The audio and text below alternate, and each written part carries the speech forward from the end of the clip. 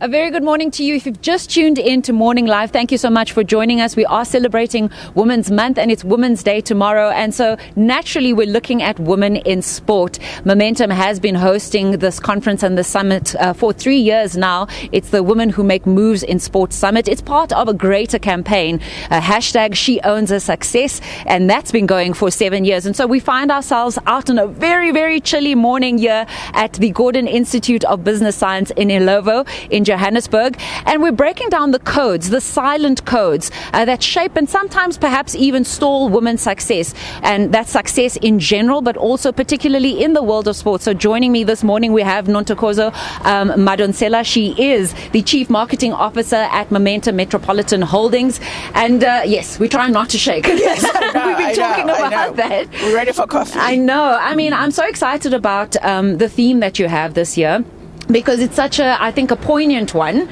There are a number of codes that we never talk about, we never discuss. Safe spaces, the things that we do to make us successful in our general lives, whether it be being a mom or, you know, putting on a power suit and being in the boardroom. What influenced developing this theme for this year's campaign? Well, Momentum has always been about enabling success, and women are a core target market for us. And so every year we challenge ourselves. We've done this for 7 years, and every year we listen in and we understand what would be of interest to our audiences. I think for us it is important that the women who are successful can share their codes to success. How are they, for example, networking? How are they doing their financial planning? How are they raising their families? How are they making strides in the boardroom? Some of these almost, I would say, DNA abilities that are wired naturally come easy to others than they do for some of us.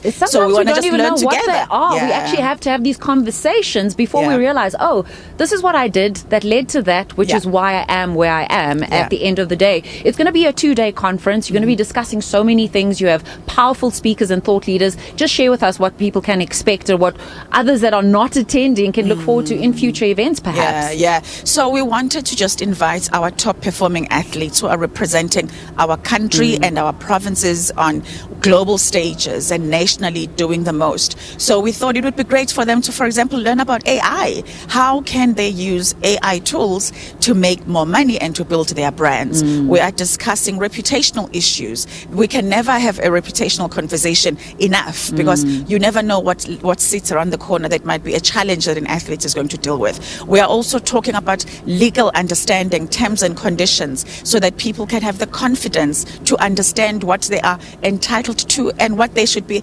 requiring from whoever the sponsor might be or any other organization involved in their sporting careers. And then we also, more than anything, the important part is we have to talk about financial planning. We know that not all women are paid for playing. In fact, a lot of athletes play without pay. So when they do come to money, they need to understand how to make their money and save and prepare actually for pension or retirement and things like that. I mean, if we look at the realities of women in sport, it's fewer sponsorships.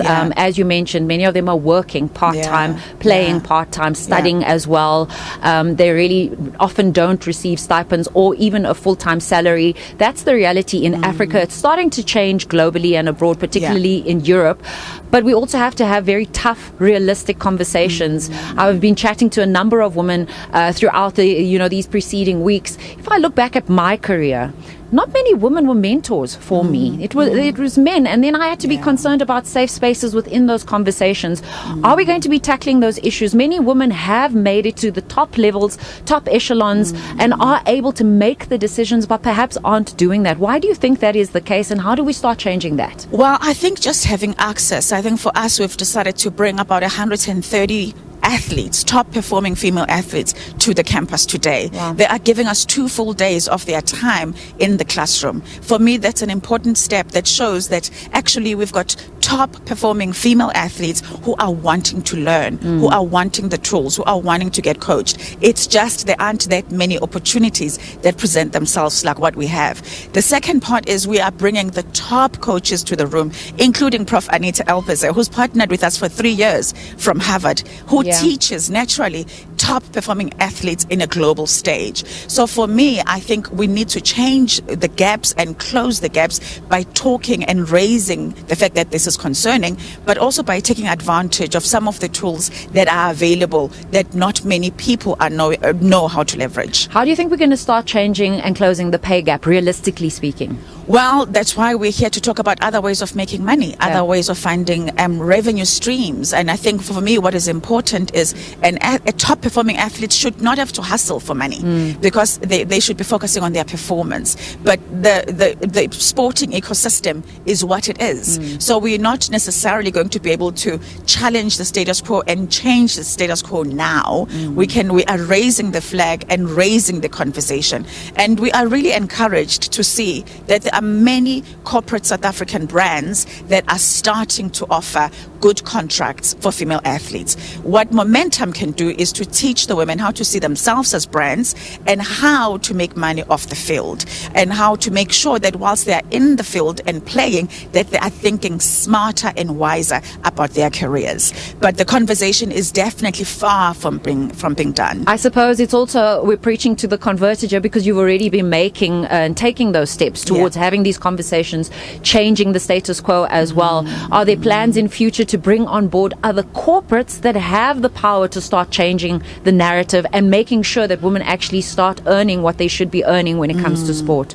Yeah, so the way we do that is just by playing an advocacy role. I mean, Momentum has been quite ahead of most corporate institutions in South Africa in terms of betting and investing in women's sports. That was the first thing. And we tell the stories around how that elevated the game, how that shifted even their self-esteem and their performance. Because when you have, the biggest truth and insight that appealed to us is when, the cricket team said, when Momentum could give us their logo on the front of their shirts, they felt proud. That changed everything. They walked into the field knowing that someone like Momentum is backing them. And that is what we are here today. So I think for us, it's also to realize that with digital innovation, the possibilities are plenty.